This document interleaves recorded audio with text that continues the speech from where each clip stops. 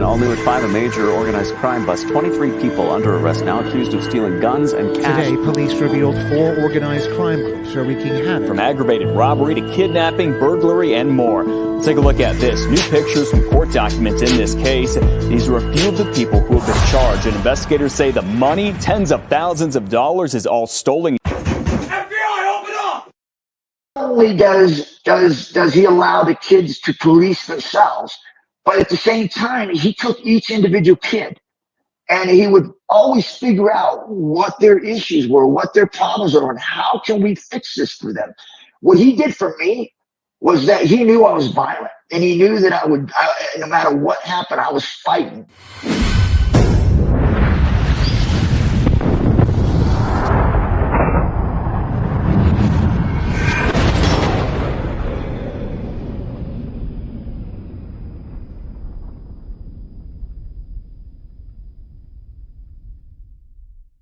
Hey, this is Ken Shamrock, the world's most dangerous man. Well, former world's most dangerous man.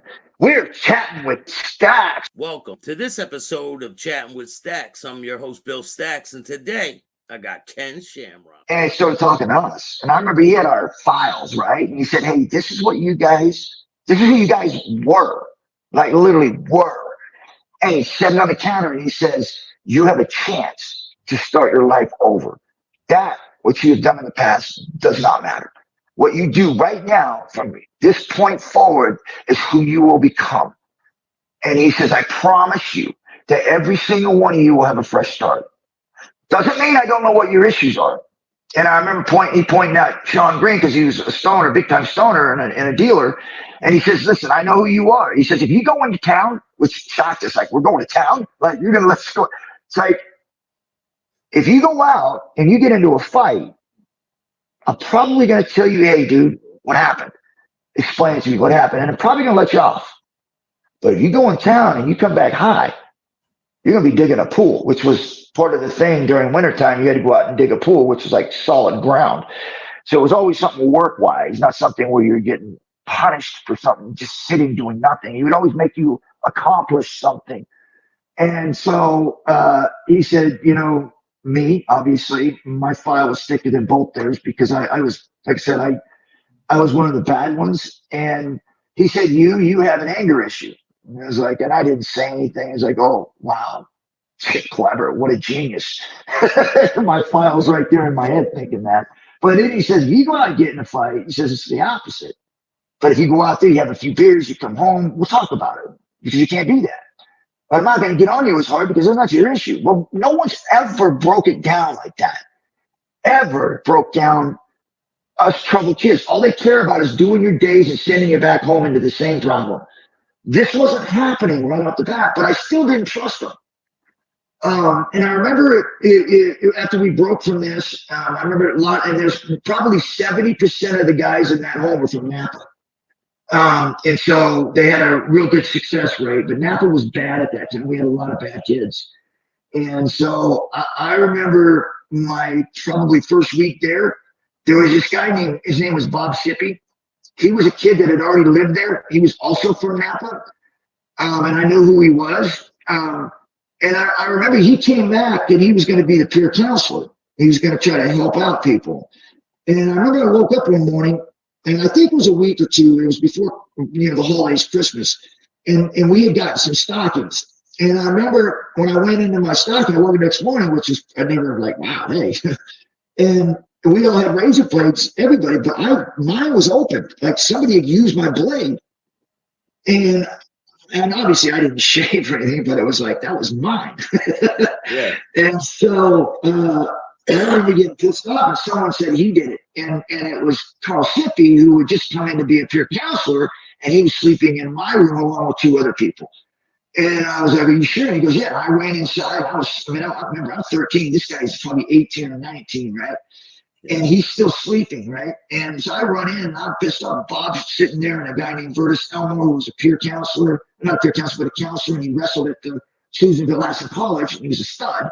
And I came in, I was pissed off, and I said, God, I didn't like, please play, man. I'm going to kick his ass. And I remember, because I was 13, and I was not really that big, I remember Bob said, well, what are you going to do about it? Like, well, what are you going to do? I said, what? He says, what are you going to do? And I looked at him. He said, you mean I can do what I want? He goes, you do not use weapons. You want to fight. You guys go and do your fight. You settle it between the two of you. Now, Carl's he's not thinking, he's thinking I'm going to get my tail kicked. I'm a new kid. So what I did was, and I remember I'm clever. I remember when I went in there, I knew he was sleeping. And so it was Susanville and it's cold, right? So they got the blankets pulled up over him. So when I jumped in, I remember bashing open the door into my room. I jumped right on top of him. I clamped him with my legs and the blankets trapped him. And I just lit him up. I remember just pounding. I remember Burtis came in behind me and when he heard the door slam, he's like, because nobody thought I was going to do it because I was 13 and this guy was this big, counselor. And I jumped on him, I started smashing on him. And Burtis grabbed me and pulled him off, and his eyes were like this big around, like, uh-oh, because he's thinking, he told me, but they didn't think I was going to, but now they're liable. I was like, we just told this kid to do it. He just beat the crap out of our counselor. And so I remember Bob Shamrock running in, and he had this smile on his face, like, all right. And I was probably 14 or close to 15. I started running the house after that. I had this switch, and anybody that knew me at the time, I had this switch. Even when I was younger, it was the same way, was that I didn't spend much time talking. Somebody got in my face, and I figured this out when I was younger, because when someone would get into my face, if I tried to talk, I would start crying. I was that emotional. Yeah. And so I got to a point to where that I couldn't talk and I couldn't do anything. And if I stood there and just went nose to nose with the guy acting tough, I would start to cry. And so instead of crying, I would start fighting. And so every single time anything like that happened, I would never just stand and stare at a guy like you would see guys do. Come on, you punch first. No, you throw first. You didn't have to worry about that with me because I didn't want anybody to see me cry. So I threw first. Yeah, just hit him. Yeah, just hit him. Yeah, it was for like I said, for me it was more of a defense mode. It wasn't like most people was like, damn man, it was because I didn't want anybody to see me start crying. Yeah. It was like that for me when I was in juvenile hall too. And yeah. You get into it with people, you're like got all these emotions built up. Yeah. Yeah.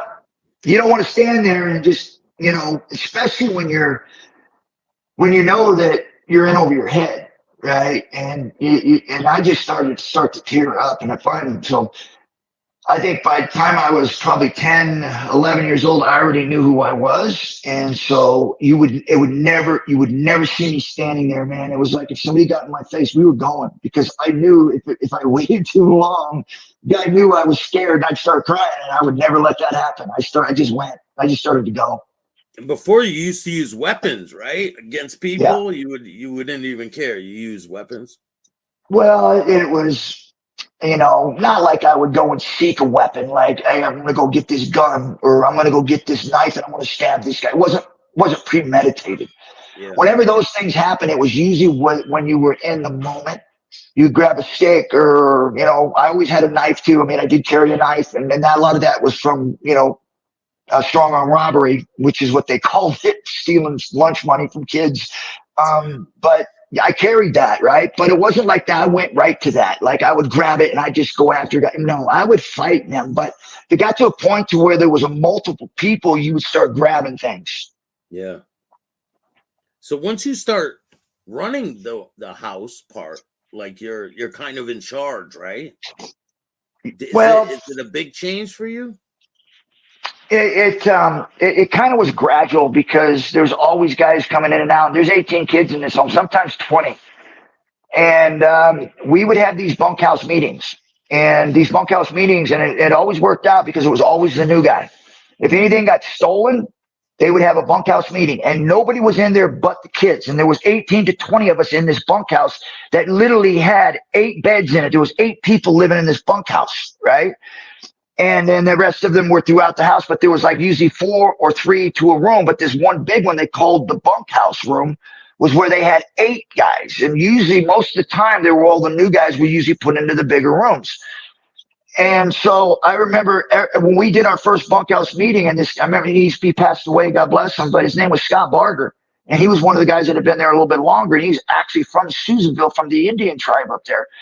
And he was really yoked, right? Big guy. And he learned, me and him became good friends only because of my ability to fight. You know, you got the tough guy and you got another tough guy, and either one, they're going to bash or they're going to come together. Yeah. And I remember we get into this bunkhouse meeting, and something had been stolen, and it was me, Jeff Angels, and Sean Green were the new guys, and it was one of us. And I remember thinking to myself, man, I never heard of a bunkhouse meeting, but I heard what the bunkhouse meeting was. And so we went in there, man. I had swivel on my head because I was like, there's 18, 20 guys. I don't remember exactly how many were there in that time, but between 18 to 20 guys. And I'm looking around like, because they jump you. They literally will jump you if they think you stole it, right? Yeah. And so I'm looking around, and the next thing I know, I see Scott Barger, who was standing next to me, and he was the first one.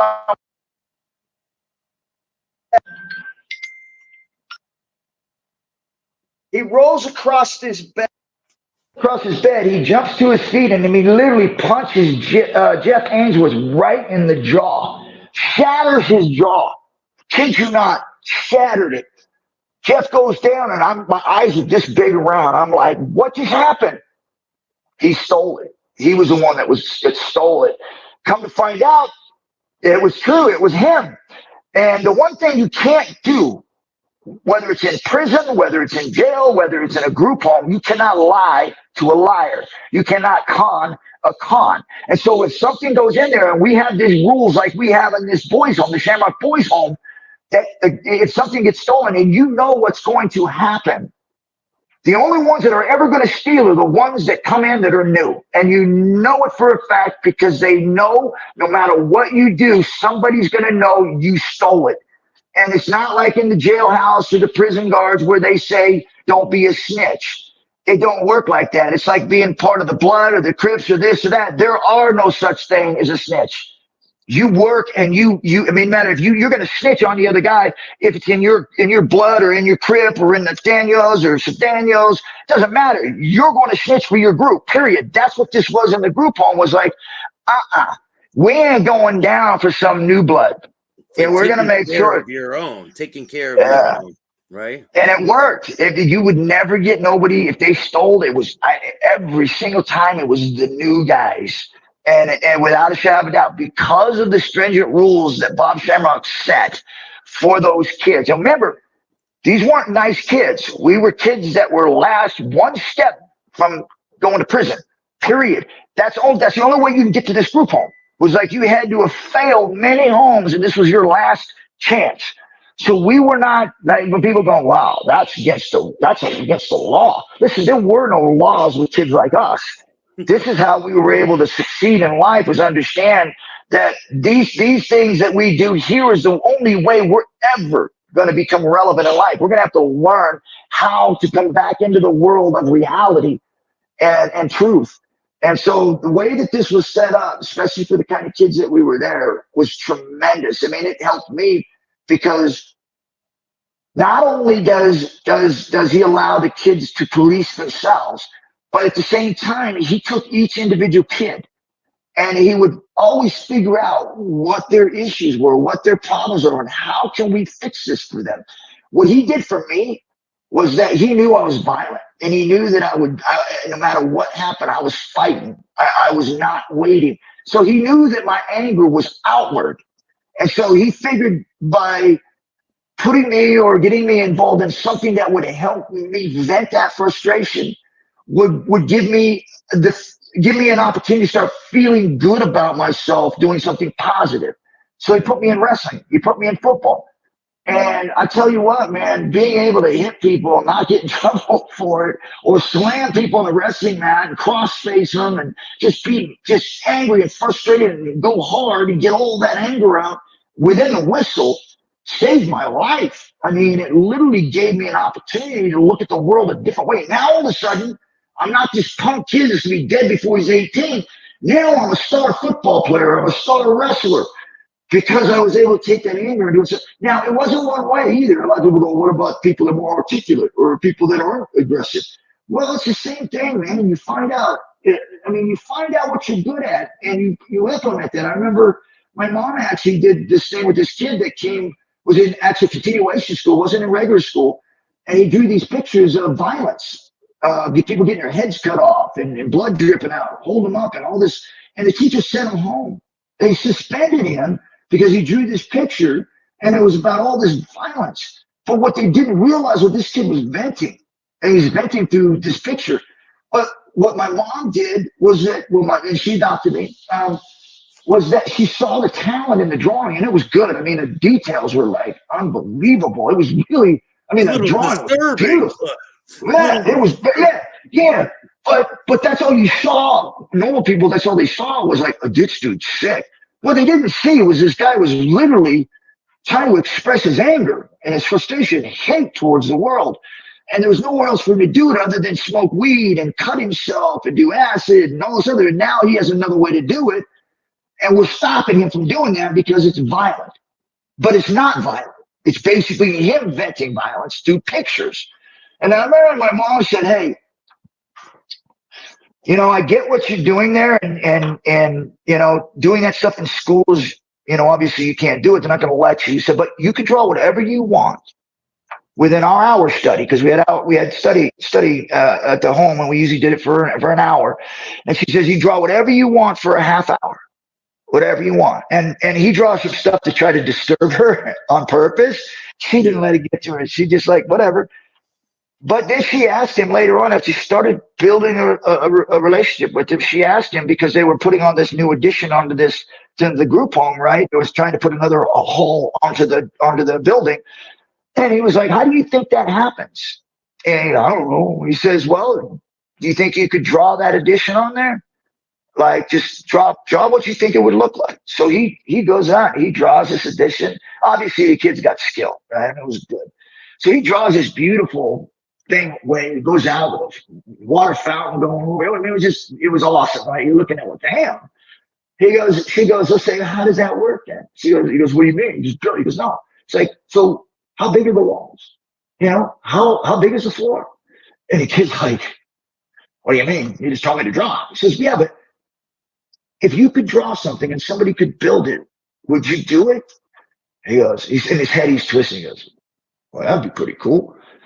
And she says, yeah, but if you can't understand what the length and the height and all the things that go in, the space that goes into that, how can they build your building, build your drawing? And he, in his head, he's not getting it. So she literally puts him into this guy was actually building it, and she shows him the charts and the measurements and I mean, he's literally locked in on this, right? Yeah. So you think about what I did. I was in your face, touch me, sports. This kid was more integral.